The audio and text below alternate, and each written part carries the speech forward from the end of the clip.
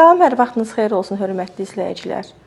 Mən Nazlı Onurun təqdimatında Dərin Baxış yenidən sizinlədir. Hər dəfə olduğu kimi, bugün də tanınmış simanın düşüncələrinə bərabər işıq salacağıq. Bugünkü qonağımız jurnalist aparıcı İslam Qədirlidir. Xoş gördük sizi. Təşəkkür edirəm dəvətə görə. Əgər hazırsınızsa suallarımıza başlaya bilərik. Başlayaq da, çox da çətin olmasın. Jurnalistika sizin üçün peşədir, yoxsa həyat tərzi? Yaxşı başlanğıcdır. Jurnalistika təkcə mən üçün yox, məncə ümumiyyətlə həyat tərzidir.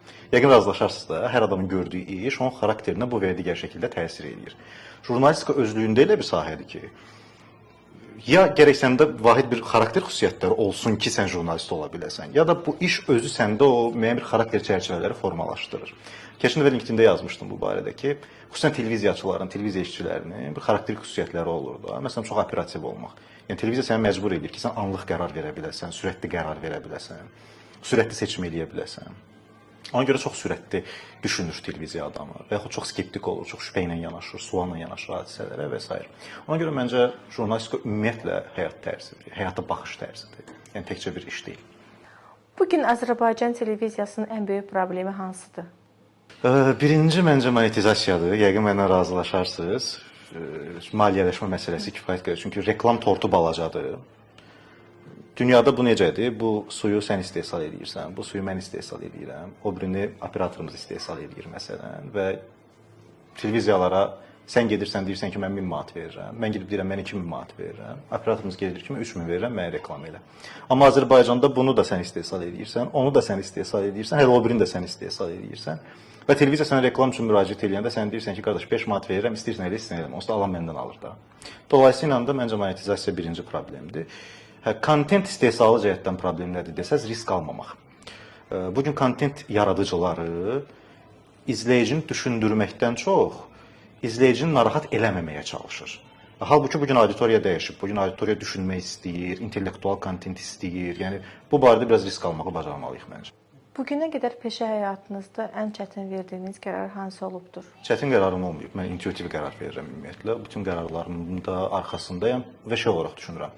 Bu hiss mənə gəlibsə ki, mən belə bir seçim eləməliyəm, 100% bu doğrudur kimi düşünürəm və elə də olur, nəticəsində görürəm. Amma çoxu üçün çətin gələn qərarım o şirkətimi bağlamağım o ərəfə olub. Hansı ki, kifayət qədər yaxşı pul qazanırdım, kifayət qədər yaxşı bir əslində istiqamət idi. Və hamı da mənə deyir ki, sən necə də, yəni bu risk alıb, bu qədər satışlarım var idi, iş gedirdi, nəyə görə bu diksiya təlimləri fəaliyyətini dayandırdım. Sadəcə olaraq düşündüm ki, yaradıcılıq məni daha çox xoşbəxt eləyir, televiziya daha çox xoşbəxt eləyir və bu sahə mənim vaxtımı daha çox alır, daha çox qazandırsa da. Ona görə bağladım belə. Çoxunu çətin gəlir, amma mənim üçün intuitiv, amma doğru qərar idi. İnsanların tanıdığı İslam Qədirli ilə evdəki İslam Qədirlinin fərqi nədir? Evdə daha az kostyumluyam. Zarafat bir yana, indi psixologiyada sosial maskalar anlayışı var da. Hər birimiz müəyyən cəmiyyət içində bir sosial maskalar taxır. Heç kim evdə tək olduğu kimi cəmiyyət içində deyil. Yaxud ailəsinin yanında olduğu kimi dostlarının yanında deyil. Sevgilisinin yanında olduğu kimi ən yaxın rəfiqəsinin yanında deyil. Hər bir ünvanda bir sosial maska daşıyırıq. Mən hesab edirəm ki, məndə o sosial maskalar çox azdır. Məndə iki variantdır. Ya efirdəki halım, ya digər halım. Yəni digər hər yerdə eyni cürəm. Fərq daha çox nədir? Hə, efirdə daha idarəçiyəm, daha enerjiliyəm. Amma real həyatda daha az danışıram, daha sakitəm. İslam üçün bağışlamaq asandır, yoxsa unutmaq? Bağışlamaq mümkündür, amma unutmaq seçim deyil. İnsan öz yaddaşını özü idarə edə bilmir də. Yəni bunu sən seçə bilməzsən, unudum yoxsa yox. Yəni məsələ məncə unutmaq deyil, məsələ o xatirələrin səni idarə eləməyinə icazə verməməkdir. Qaldı ki, mən biraz kinliyəm deyə bilərəm, çox gec unuduram. Nə bürcüsüz? Qoç. Qoç. Çox gec unuduram və bağışlamıram demək olar ki, o var məndə. Sizcə insanın əsl siması uğur qazananda üzə çıxır, yoxsa hər şeyini itirəndə? Uğur insanın xarakterini böyüdür. İtirmək isə insanı biraz çılpaq eləyir, biraz daha zəif göstərə bilir. Hər iki halda məncə insanın əsl xarakteri görünür, amma seçim edəsi olsam məncə uğur daha çətin sınaqdır. Çünki hər kəs güclü olmağı qaldıra bilmir. İslam üçün pul, şöhrət, yoxsa vicdan rahatlığı? Hansını seçərdiniz? Sadəcə rahatlıq. Sadəcə rahatlıq. Çünki vicdanımın narahat olduğu bir dönəm olmayıb mənim həyatımda. Nə eləmişəmsə vicdanım həmişə rahat olub. Pulla bağlı məsələ isə çox pul qazandığım vaxtlar da olub, daha az qazandığım vaxtlar da olub. Çox pul qazanıb amma daha az rahat olduğum vaxtlar olub, hansı ki dostlarıma vaxt ayıra bilməmişəm, daha çox işləmək məcburiyyətində qalmışam. Qat-qat daha az qazanıb, daha xoşbəxt olduğum vaxtlarım olub. Çünki özümə vaxt ayıra bilmişəm, ailəmə vaxt ayıra bilmişəm. Dolayısıyla da sadəcə olaraq özümü qane edəcək bir qazanc və rahatlıq mənə kifayət edir. Heç kimin bilmədiyi, amma sizi dəyişən hər hansı bir hadisə olubmu? Konkret hadisə deməzdim, amma məncə yaşadığımız hər şey bizi dəyişir də. Mən elə düşünürəm, mən ümumiyyətlə həyata elə baxıram. Qazandığım hər şey, itirdiyim hər şey, həyatıma girən hər kəs, həyatımdan çıxan hər kəs məni dəyişməyə, məni inkişaf elətdirməyə xidmət edir. Mən belə baxıram. Həyatımızın baş rolunda biz varıq. Qalan hər kəs o əsərdə, kinoda epizodik surətlər olur.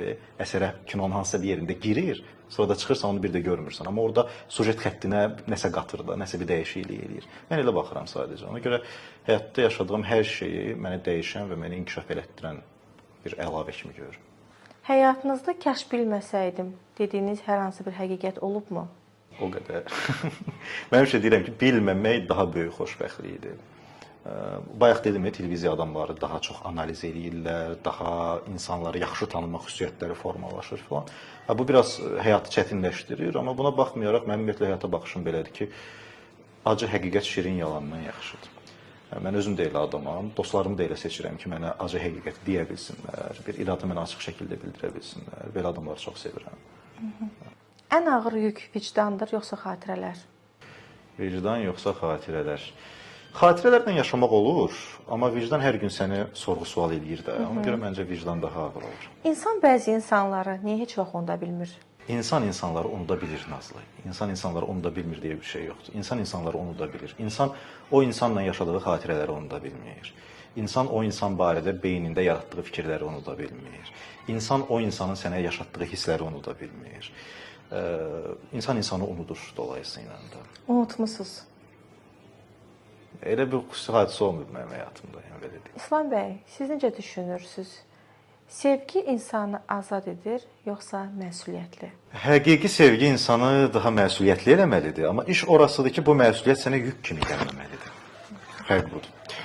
Onsuz da sən sevdiyin insan üçün daha yaxşı biri olmağa çalışırsan da. Mən bu individualizm fəlsəfəsi ilə çox razılaşmıram ki, heç kim üçün dəyişməyin, heç kim üçün özünüzü nə bilim dəyişməyə çalışmayın. Yox, insan onsuz da kökdən xarakter olaraq dəyişmir axı. Sadəcə müəyyən qədər uyğunlaşmağa çalışmaq, müəyyən qədər qurban verməyə çalışmaq, müəyyən qədər daha yaxşı bir insan olmağa çalışmaq, bu sənin özün üçün də bir şeydir də, bir əlavədir. Yəni əgər qarşındakı insan səni daha yaxşıya doğru dəyişməyi tələb edirsə, burada pis heç nə yoxdur və sən bunu eləməlisən məncə.